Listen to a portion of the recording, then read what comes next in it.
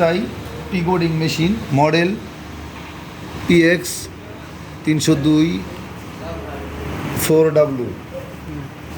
এখন এটার টাইমিং দেখব এখানে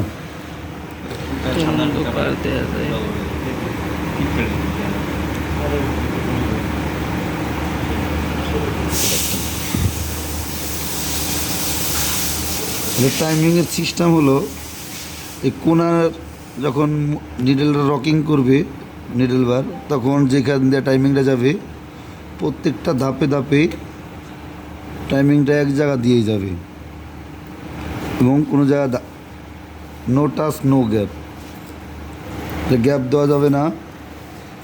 টাইমিংটা সুন্দর করে করতে হবে প্রত্যেকটা ধাপে ধাপে। নিডেল কিন্তু রকিং হচ্ছে, পিকোডিংয়ের সিস্টেম রকিং হবে নিডেল তিন ধাপে,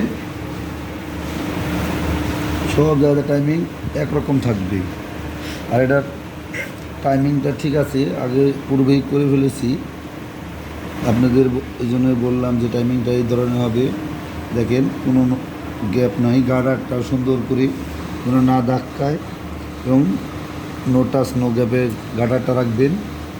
আর এটা একটা কালো পাতি আছে, দেখেন এখানে কালো পাতিটা ভালোভাবে দেখা যাচ্ছে না, লাল কালো কই, এখানে একটা পাতি আছে, এই পাতিটারই কাজ, এই পাতিটা সুতোটাকে নিডেলের সুতোটাকে ধরতে হবে। দেখাচ্ছি, পুশ করে নিডেলের সুতোটা লাগালে ঘুরালে টাইমিং, এই নিডেলের সুতোটা টাইমিংয়ে নিয়ে এই কালো পাতিটা এখানে এদিকে দেখা এদিকে না, এই কালো পাতিটা সুতোটাকে এইভাবে ধরে রাখবে। সুতোটা ধরে না রাখলে স্কিপ করবে। এটাই সিস্টেম। এটা যদি পাতিটা নর্মাল থাকে, গ্যাপ থাকে, প্রেশার না থাকে, সেই ক্ষেত্রে পিকোটিংয়ে স্কিপ মারবে।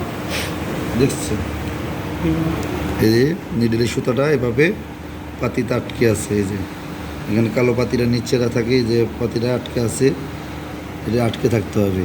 ওটা যতটুকু সম্ভব প্রেশার দিতে হবে।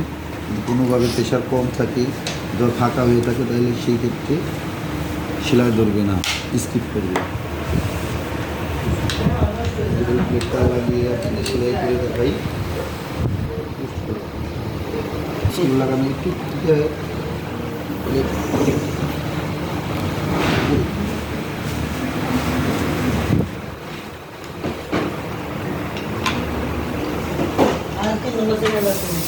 প্লেটটা লাগানো হলো, সেলাই করছি। দেখুন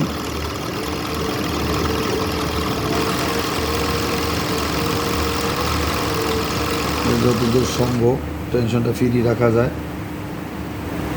টেনশন বেশি ফ্রি গেছে, টেনশনটা টাইট দিতে হবে হালকা।